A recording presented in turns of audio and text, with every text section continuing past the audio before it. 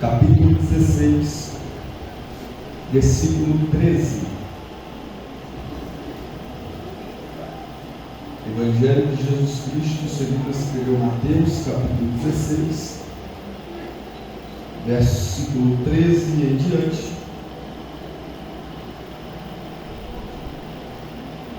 E após a leitura, nós vamos ler apenas o primeiro versículo do livro de Atos 2. Está escrito: E chegando Jesus às partes de Cesareia de Filipe, interrogou seus discípulos, dizendo: Quem dizem os homens ser o Filho do Homem? E eles disseram: uns João Batista, outros Elias, e outros Jeremias, ou um dos profetas. Disse-lhes ele: E vós, quem dizeis que eu sou? E Simão Pedro respondendo disse: Tu és o Cristo, o Filho do Deus vivo. Verso 24. Então Jesus disse aos seus discípulos: Se alguém quiser vir após mim, renuncie-se a si mesmo, tome sobre si a sua cruz e siga-me. Atos dos Apóstolos, capítulo 2, apenas o primeiro versículo. Cumprindo-se o dia de Pentecostes, estavam todos reunidos no mesmo lugar. Você pode dizer amém? Amém! Vamos aos nossos assentos nessa noite.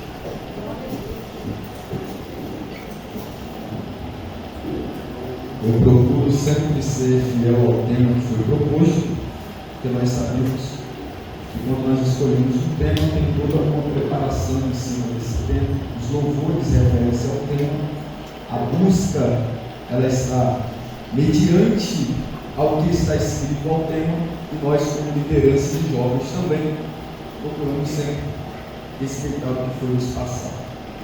Queridos, o Evangelho de Jesus Cristo, escrito por Mateus, embora ele ocupe o primeiro lugar no cânon bíblico, esse Evangelho, ele não foi o primeiro a ser escrito.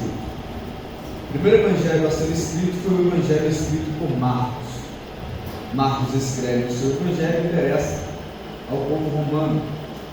Após Marcos, o evangelista Mateus, ele escreve esse Evangelho aqui e ele endereça para os judeus.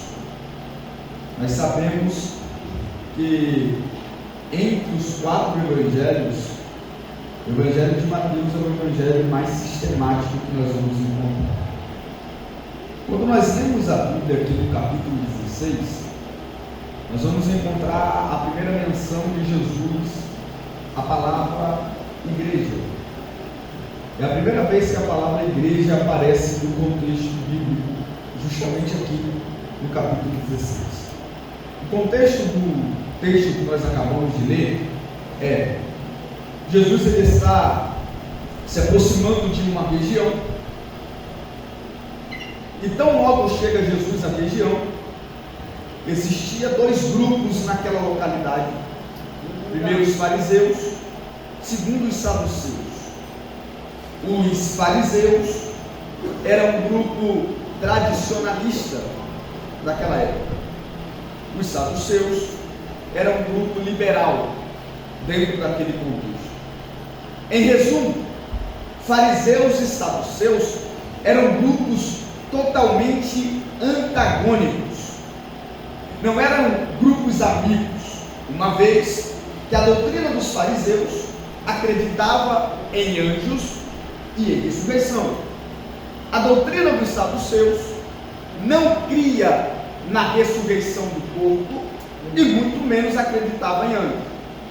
Quando nós vamos estudar um pouco sobre esses grupos, os fariseus viviam minuciosamente os detalhes da lei oral e o que dizia todos os escribas.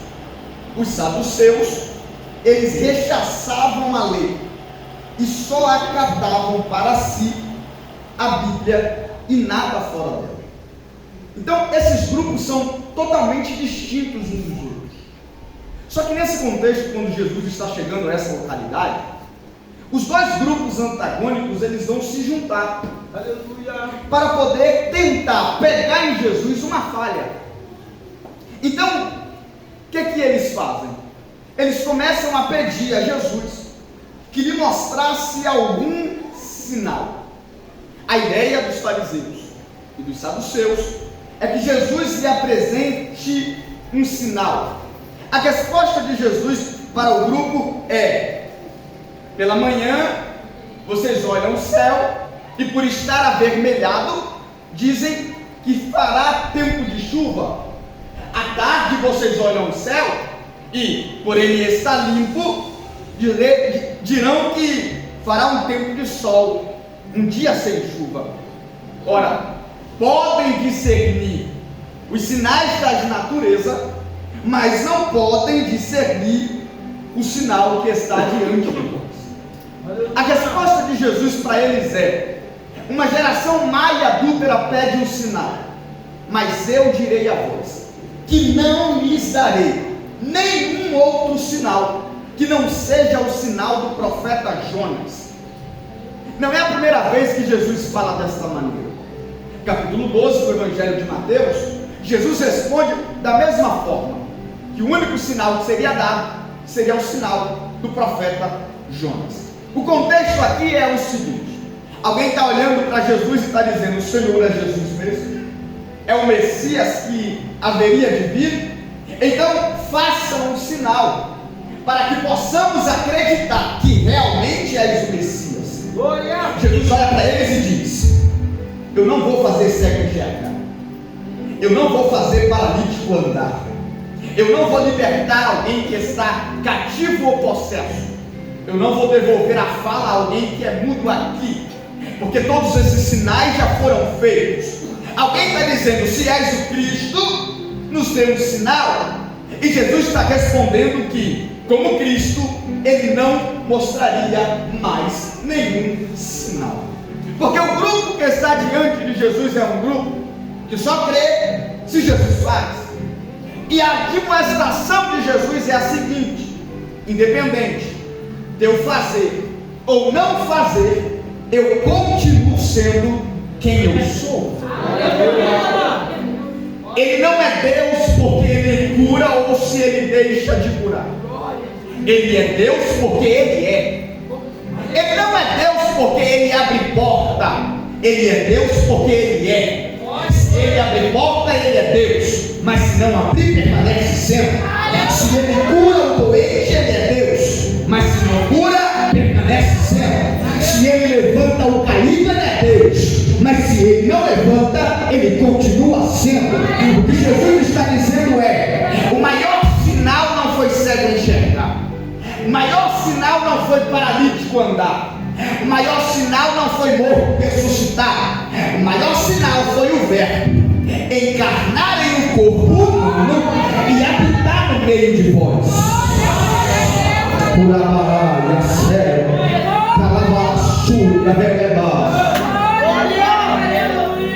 Nenhum outro sinal será dado senão o sinal do profeta Jonas.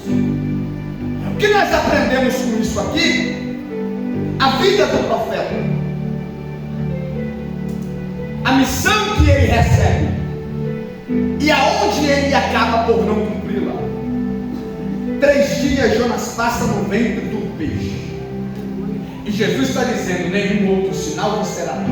Aleluia. Porque os 3 dias de Jonas no ventre do peixe está apontando para os 3 dias que Jesus passaria no seio da terra. O texto continua. Jesus sai daquela região e vai para a região de Cesareia de Filipe. A região de Cesareia de Filipe era aproximadamente 190 quilômetros distante de Jerusalém e aproximadamente 46 quilômetros da Galileia. O interessante dessa região que Jesus está indo agora é que os habitantes de Cesareia de Filipe, eles não eram judeus, ao contrário, eram gentios. Para os judeus, todos aqueles que não eram judeus eram pessoas amaldiçoadas. E a ideia aqui, de que quando Jesus vai a Cesareia de Filipe, o ambiente que ele faz menção à igreja é que em Jerusalém há pessoas que o conhecem. Em Cafarnaum é o reduto do ministério de Jesus.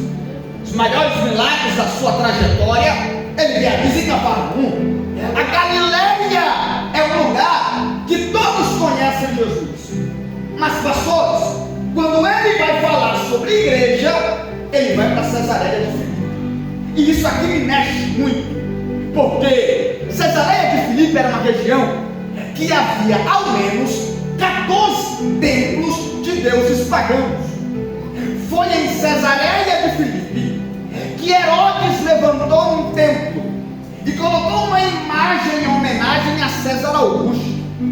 Em Cesareia de Filipe existia um templo de adoração ao deus grego, deus Pan. Em Cesareia de Filipe havia um templo de adoração a Baal. Veja que quando Jesus quer falar acerca de igreja, ele fala em uma região pagã, porque evangelho é isso. Evangelho não é anunciar a igreja em Jerusalém. Jerusalém todo mundo conhece. Jerusalém todo mundo é cristão. Jerusalém está cheio de crentes. Quando ele fala sobre a igreja, ele vai para a região pagã. Por quê? Porque evangelho abraça quem a sociedade exclui. Meu Deus, eu vou dizer isso aqui de novo. É por aí. Se há um ambiente que não faz acepção de pessoas, é aonde a presença de Deus repousa. Aqui não tem acepção de pessoas. Como pregador, aqui não tem maior ou menor. Aqui não tem quem canta mais ou quem canta menos, quem prega mais ou quem prega menos, quem ora mais e quem ora menos, quem é mais ousado ou quem é menos. Por quê? Porque aqui na presença todo mundo é igual. Jesus vai para as regiões de Cesareia de Filipe. E é justamente na região pagã de Cesareia de Filipe que Jesus olha para os seus discípulos e resolve lhe fazer uma pergunta. A pergunta de Jesus para eles é: quem dizem o povo ser o Filho do Homem? Jesus quer uma descrição de quem ele é. O que Jesus está perguntando aqui não é algo fácil de ser respondido, porque que é uma tarefa difícil é você dizer para alguém quem você é. Que é isso? Você já percebeu que em entrevistas de emprego, uma das primeiras perguntas que fazem é: quem é você? E responder o seu nome não é responder quem é você. Se alguém me perguntar quem é você, pregador, e eu disser eu sou Yuri, vai ficar um vácuo. Eu não estou dizendo quem eu sou, eu estou declarando o meu nome. Uma peça processual, quando você entra com um processo, tem ali as qualificações do autor, e dentro das qualificações do autor tem algumas coisas que precisam ser preenchidas. Isso é uma forma de dizer quem é. Mas mesmo preenchendo aquelas qualificações, eu ainda estou muito distante de dizer quem sou eu, porque ali vai estar o meu nome, meu RG, meu CPF, minha profissão, se sou casado, se sou solteiro, aonde eu moro, qual o meu interesse. Mas mesmo respondendo essa série de questões, eu ainda não declaro quem sou eu. Quando Jesus olha para os discípulos, Jesus quer uma descrição de quem ele é. Aí os discípulos então começam a responder: mestre, eu passei em determinado lugar e ouvi dizer que o Senhor era Elias. Outro responde dizendo: eu passei no meio do povo e alguém disse que o Senhor era João Batista. E aí outro discípulo olha: eu passei ali e alguém disse que o Senhor era Jeremias ou um dos outros profetas. Perceba que a pergunta de Jesus é quem, e não é o que. Quem dizem os homens ser o Filho do Homem? A pergunta está no campo de ser, não no campo de fazer. Quando a resposta vem, ela vem fora do campo de pergunta. Jesus quer saber quem eles dizem que ele é, e a resposta é: alguém, pelo que faz, parece ser ele. João Batista, Elias, Jeremias, todos esses profetas eram conhecidos em Israel pelo que fazia. Quando alguém dizia Elias, Israel lembrava o profeta mais famoso que já passou pela terra. Elias orou e fogo desceu como resposta. Elias profetizou e por 3 anos e 6 meses não caiu uma gota de água. A fama de Elias percorria sobre Israel. Quando alguém diz Elias, não está dizendo que ele é, está dizendo mediante o que ele faz. Quando alguém diz João Batista, João Batista era o pregador que pregava sempre a mesma mensagem. E embora há críticas de pessoas que não se pode pregar a mesma mensagem mais de uma vez, o que faremos com João Batista? Porque João Batista vai para o deserto e a mensagem dele era a mesma. Não, arrependei-vos. Arrependei-vos. Arrependei-vos. Pastor, quem ia segunda ouvia a mesma mensagem de terça, que é arrependei-vos. Mas além disso, João Batista batizava com água. Quem ia João Batista recebia nas suas mãos o batismo nas águas. Logo, quando alguém refere-se a Jesus, a João Batista, está referindo pelo que ele faz. Ele batiza com água. Jeremias, profeta das lágrimas, o profeta que por 40 anos profetizou, e que as pessoas que ouviram a profecia não se arrependeram. Jesus pergunta quem ele é, alguém responde no campo que ele faz. Então ele muda a direção da pergunta, pastores. Ele olha para os seus discípulos e diz: tá bom, a opinião de fora para mim pouco importa, e vocês?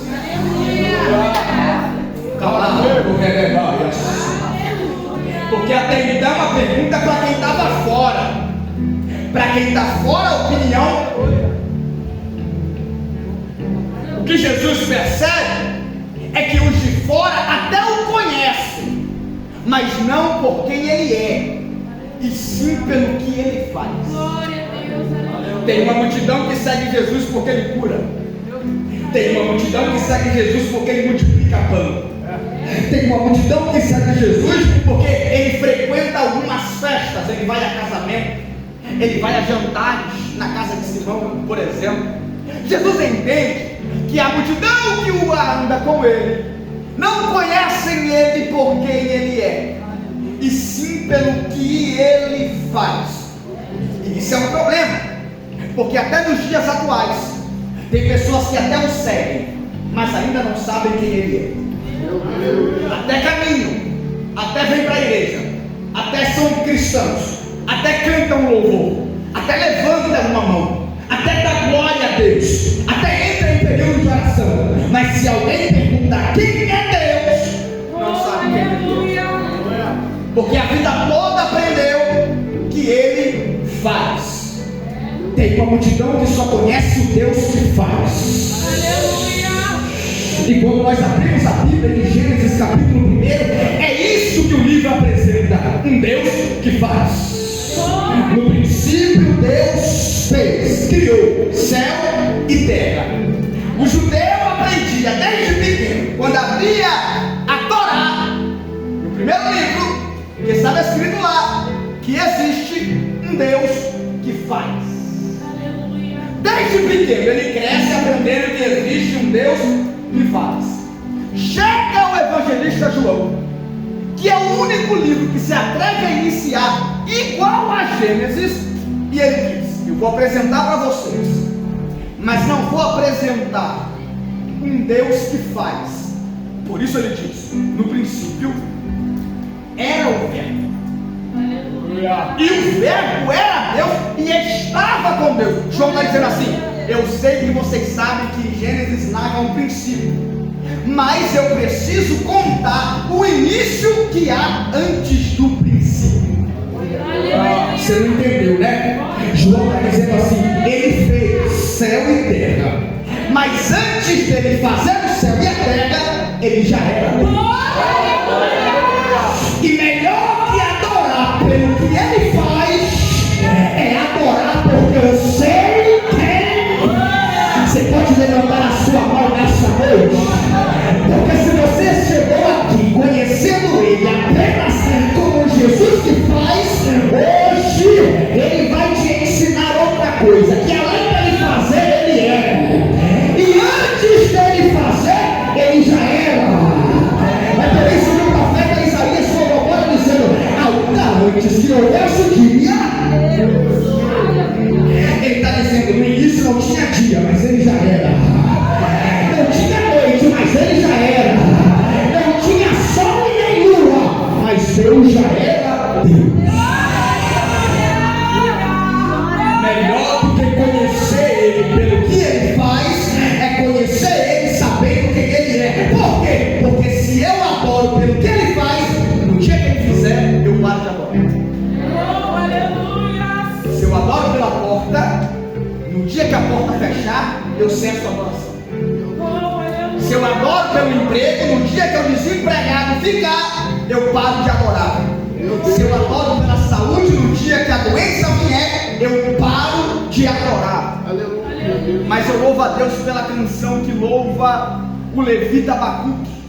No capítulo 3 do seu livro, versículo 17, ele diz: ainda que a figueira não floresça, que não haja fruto na vide, que o produto da oliveira minta, que os campos não produzam, que as ovelhas sejam arrebatadas dos currais, todavia eu me alegrarei e exultarei ao Deus da minha salvação. O profeta está dizendo: se a videira produzir, eu adoro, mas se ela não produzir, eu continuo adorando.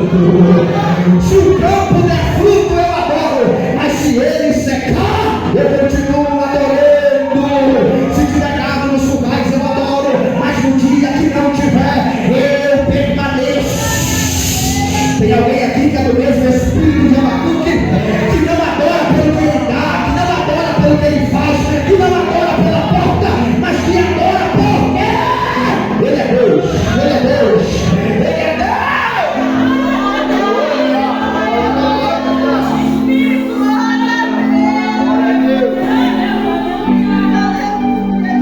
Vamos! Jesus muda a direção da pergunta. E agora ele vira para os seus discípulos e diz: e vós?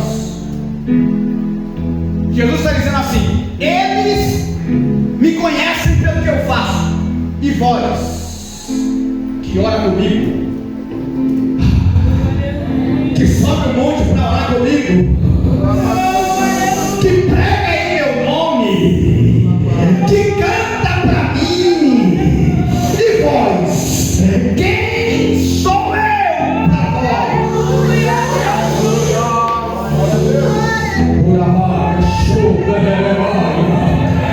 Saia daqui neste culto com essa pergunta respondida: quem é Deus para você? Quem ele é para você? E vós que se apresenta na minha casa, que ora em meu nome, que prega a minha palavra, quem sou eu? Parece que tem um silêncio entre os discípulos, um olhando para o outro e dizendo: responde. Não responde você. Alguém olha para João e fala: não, João, você é mais chegado. Você reclina a cabeça no peito dele.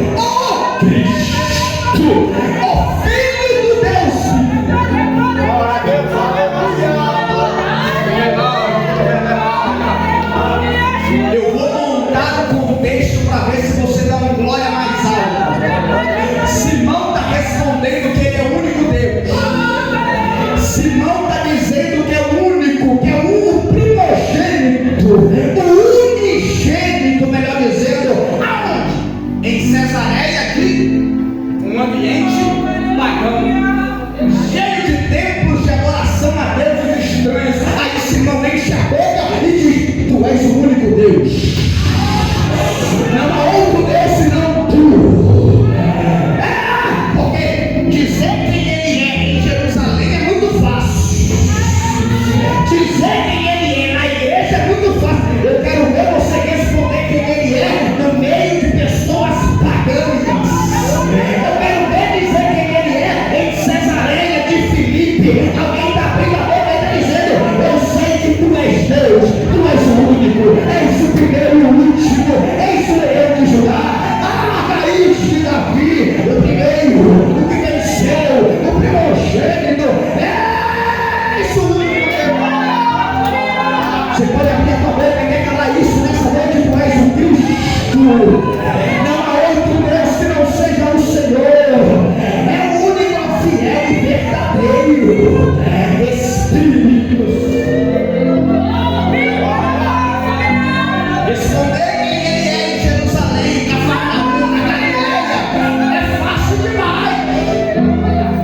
Porque Cafarnaum, Jerusalém, Galileia, o ambiente é propício para isso. Eu quero ver em Cesareia de Filipe. Eu quero ver aonde ninguém conhece quem ele é. Eu quero ver aonde tem pessoas idólatras. É Deus falando com alguém assim: declare quem eu sou na tua faculdade, declare quem eu sou no teu trabalho, declare quem eu sou na tua rua. Mas ninguém lá te conhece, basta você me conhecer, que já é o suficiente. Ainda existe uma geração que sabe quem ele é, pastor. Ainda existe uma geração que reconhece.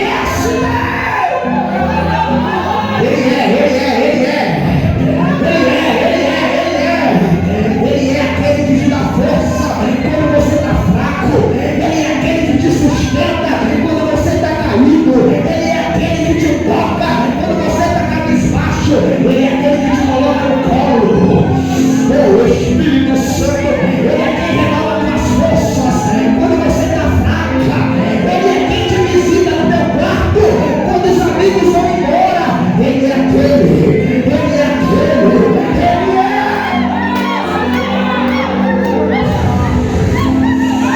E ele está passeando aqui nessa noite. Ele está visitando o crente aqui nessa noite.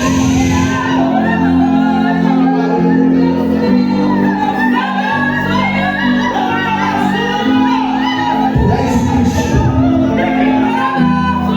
o Filho do Deus vivo. Agora observa isso aqui comigo. Simão Pedro responde no versículo 16.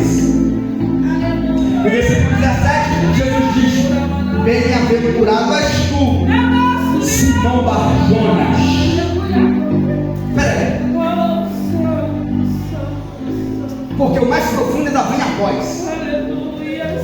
Quando Jesus faz a promessa da igreja, Jesus diz assim: pois eu também te digo que tu és Simão? Não, Pedro. Espera aí. Há uma mudança aqui, pastor. Pedro responde quem ele é. Jesus cita o seu nome anterior e já te dá um nome novo. Você está entendendo isso aqui? Ninguém que reconhece Jesus permanece com a mesma vida. Ninguém que confessa Jesus diante dos homens continua com a mesma vida. É por isso que Jesus disse: antes era Simão Barjonas, mas quando tem a promessa que ele libera, é Pedro. O Senhor está te dizendo aqui nessa noite: vou apagar algumas histórias passadas e vou colocar uma história nova em gente aqui nessa noite. Bem-aventuradas tu, Simão Barjonas. Mas ele disse: por isso eu te digo que tu és Pedro, e sobre esta pedra edificarei a minha.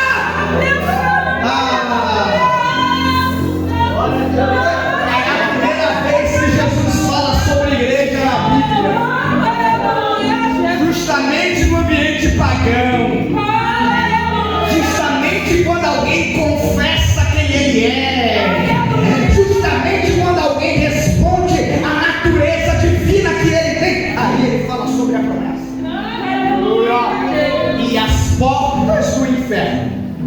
não prevalecerão contra ela. Eu nem vou entrar nesse versículo, porque senão ficaríamos aqui muito tempo. Após isso, Jesus passa a divulgar um evento que estava prestes a acontecer. Porque perceba isso aqui: toda vez que alguém vai inaugurar alguma coisa, o que a pessoa faz?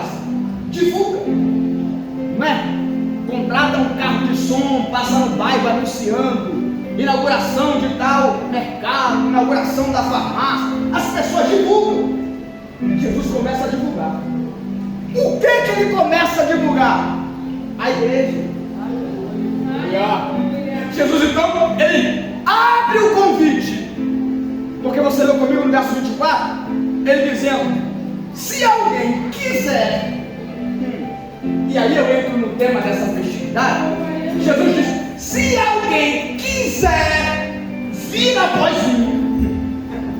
Perceba isso aqui? O convite é aberto. O sujeito é indeterminado. Jesus não está apontando para uma classe social. Jesus não está apontando para os discípulos. Jesus não está apontando para quem tem dinheiro. Jesus está dizendo: se alguém quiser. O que? Vir após mim. Agora, eu convido a você a fazer uma exegese do texto aqui. Jesus disse: se alguém quiser vir após mim, vim após mim. Para onde, Jesus? Antes daqui ele fez o convite, porque no versículo 21 diz: desde então começou Jesus a mostrar aos seus discípulos que convinha ir a Jerusalém, padecer muito dos anciãos e dos principais, dos sacerdotes e dos escribas, ser morto e ressuscitar ao terceiro dia. Então, peraí, Jesus está convidando para segui-lo e ir após ele. Para onde? Para Jerusalém. Que lugar de Jerusalém? Mais precisamente um lugar chamado Gólgota. Qual é a data do convite? Sexta-feira Santa, antes da Páscoa. O que aconteceria lá? O nascimento do que ele divulga aqui. Quando você vê alguém anunciando, divulgando, sempre dá data e horário para acontecer aquela inauguração. Jesus está dando data e hora para acontecer o nascimento. Ele diz: se alguém quiser ir, o convite é aberto. O convite não é fechado. Eu vou te dar um exemplo aqui. É como se o pregador aqui chegasse para a igreja e dissesse assim: amanhã, às 5 horas, será o meu casamento. Se alguém quiser ir, eu não estou direcionando o convite para o pastor, eu não estou direcionando o convite para os jovens, eu estou abrindo para todos o convite, dizendo: se quiser, pode ir. Jesus faz um convite aberto. Só que após o convite, nós entendemos que há 3 condições para aceitá-lo. Então, peraí, o convite é aberto. Eu não determinei um grupo específico, mas tem algumas condições para ir. Por exemplo, eu abro o convite para a igreja e depois de abrir eu disser: porém, todos que irão precisarão usar a cor azul. Uma condição. Segunda condição: todos que irão precisará levar 1 quilo de alimento não perecível. 2 condições. Quando Jesus abre o convite para todos, ele impõe 3 condições. E as condições é: primeiro, renuncie-se a si mesmo. Segundo, tome sobre si a cruz. E terceiro, siga. Jesus está dizendo assim: quer vir? Vem, mas renuncia.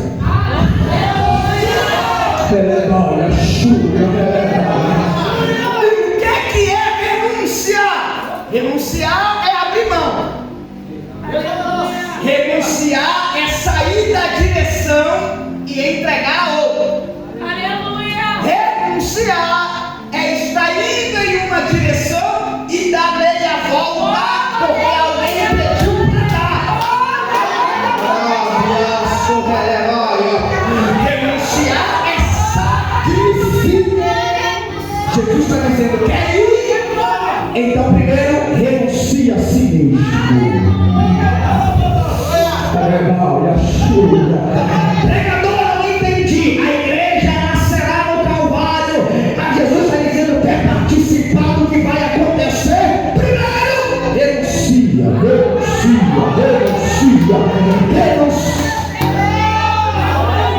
Eu costumo dizer que renunciar é quando colocamos uma placa sobre a nossa cabeça com a seguinte frase: sob nova direção.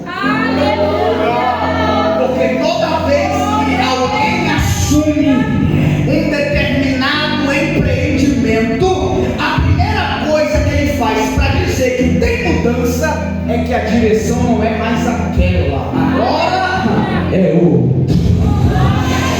O Senhor te trouxe aqui nessa noite para te dizer: está sob nova direção.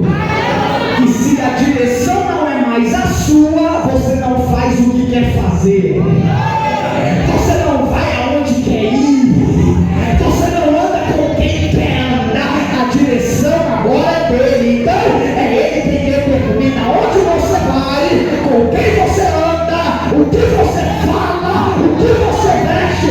Quer ir para a cruz? Então renuncie a si mesmo.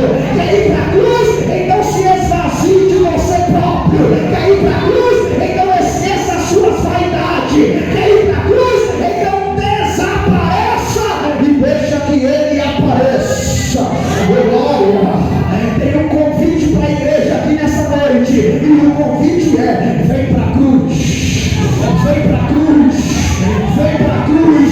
Só que para ir para a cruz eu tenho que tirar minha vaidade, para ir para a cruz eu tenho que desaparecer, para ir para a cruz eu tenho que tirar o estereótipo humano, para ir para a cruz eu tenho que tirar a influência humana.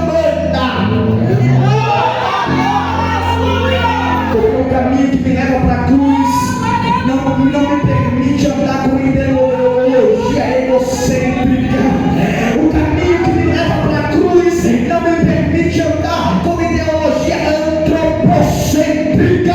Pelo contrário, se eu estou indo para a cruz, o homem tem que desaparecer. Porque na cruz só quem aparece é ele, quem briga é ele, quem faz é ele.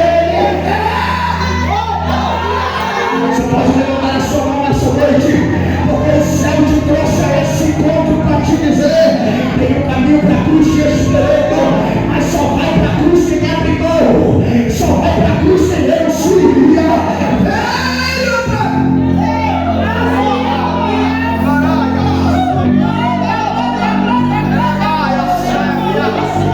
Não há cruz sem sacrifício, não há. Não há cruz sem abrir mão, não há. Eu lembro quando o profeta Eliseu é chamado para um ministério. O texto diz que Elias lança a capa sobre o profeta e chama para ele vir. O texto diz que Eliseu pega as suas carroças.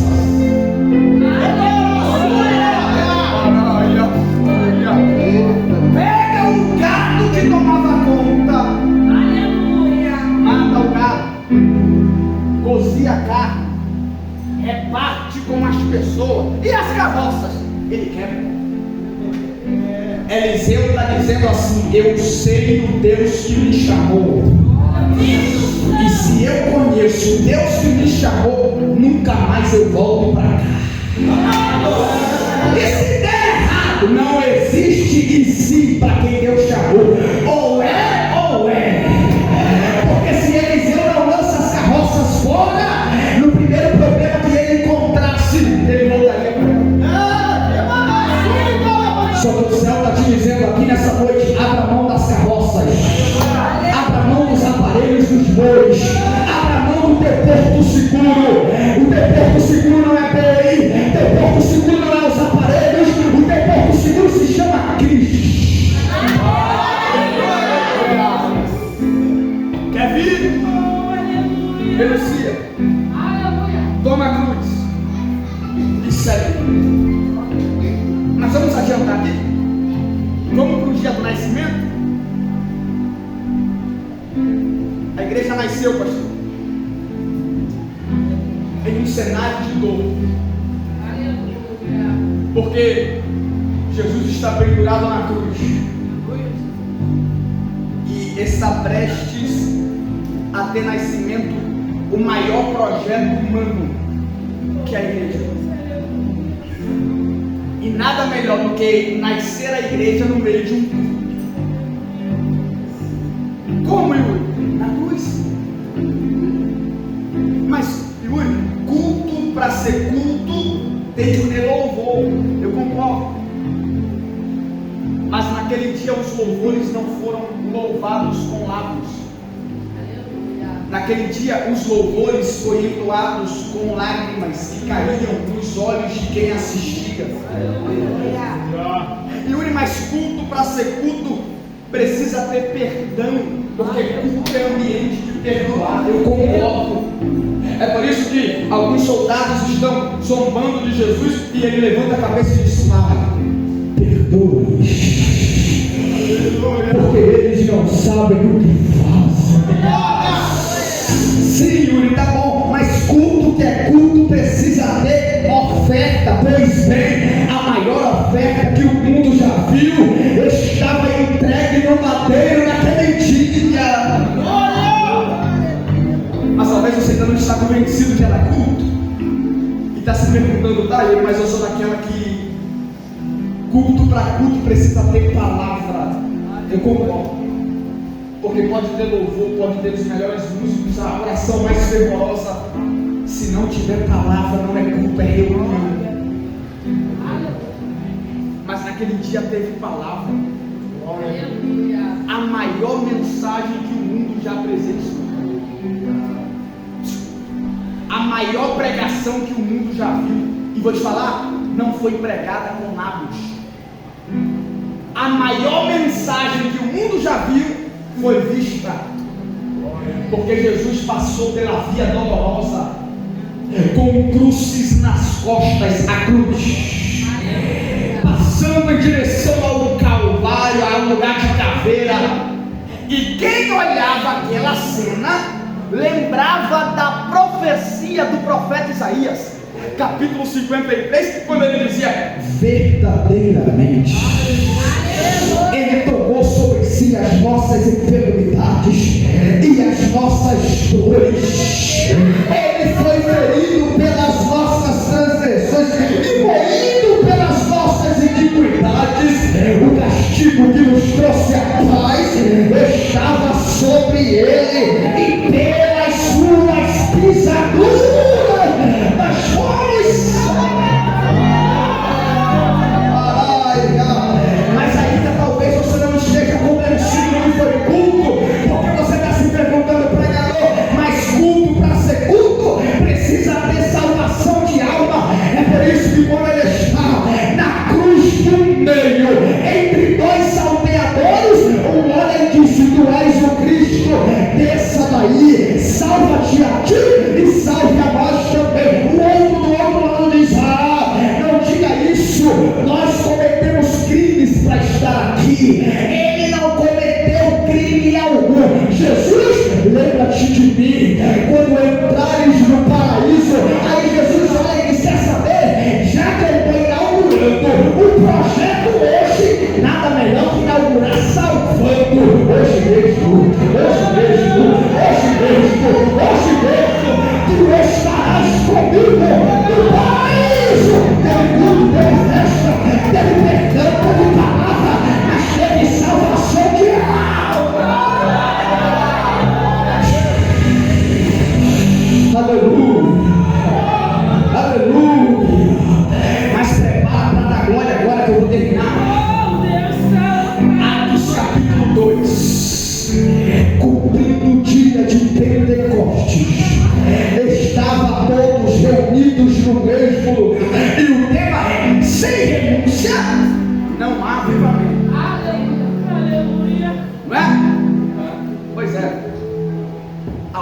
Jesus após a ressurreição foi: sobre vós envio uma promessa, ficai em Jerusalém, até que do alto sejais revestidos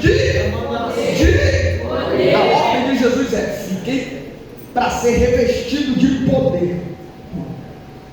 O texto diz que quem recebe a promessa, aproximadamente 500 pessoas, eles se reúnem e vão pedir: Senhor, desce o Espírito com fogo, envia o Espírito com fogo, nos batiza com o Espírito e com fogo. Eles começam a orar, e aí Atos nos traz uma revelação, um detalhe importante, que é: cumprindo-se o dia de... O que era Pentecostes? Pentecostes era uma festa judaica que acontecia 50 dias depois da Páscoa. O que era Páscoa? Páscoa era uma festa judaica que iniciou com o livramento de Israel, lá no Êxodo, capítulo 14. Na primeira Páscoa, os primogênitos morreram para que Israel tivesse livramento. Na última Páscoa, o primogênito de Deus morreu para que nós tivéssemos livramento.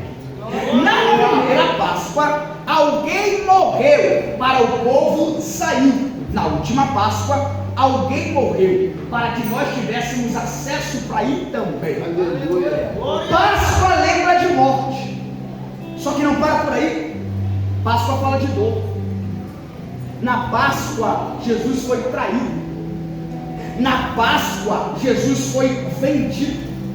Na Páscoa, negaram Jesus. Na Páscoa, venderam Jesus por 30 moedas. Na Páscoa, esbofetearam Jesus. Na Páscoa, colocaram Jesus em uma cruz. Na Páscoa, pregaram pregos em suas mãos. Na Páscoa teve dor, na Páscoa teve choro, na Páscoa teve lágrima, na Páscoa teve tristeza. Mas Atos diz: e cumprindo-se o dia de Pentecostes. Por que, Yuri, você está dizendo isso? Porque sempre após a Páscoa haverá Pentecostes.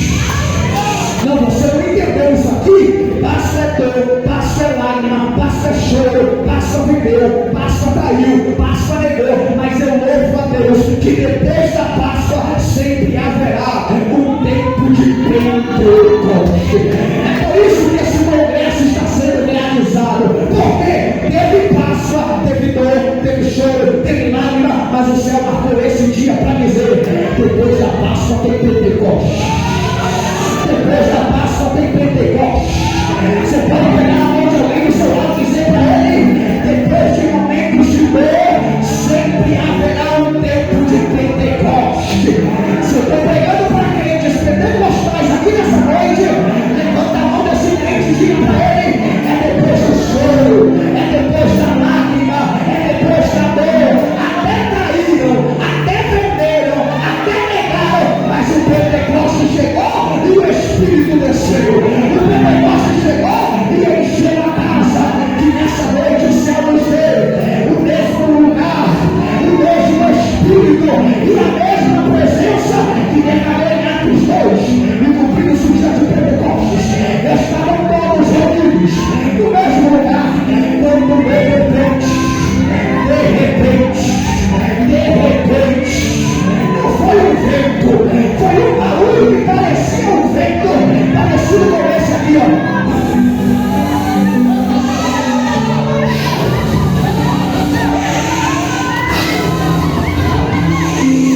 Foram vistas trilhas repartidas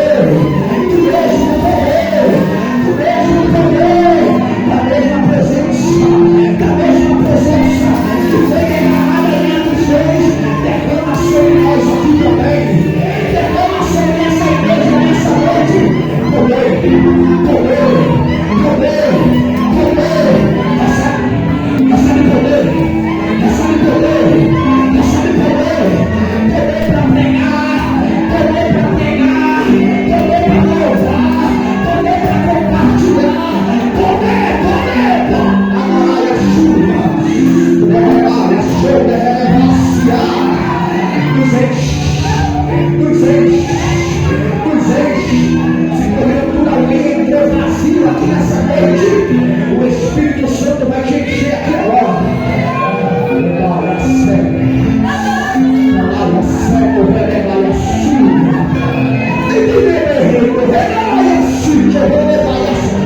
Eu sinto a graça de Deus aqui.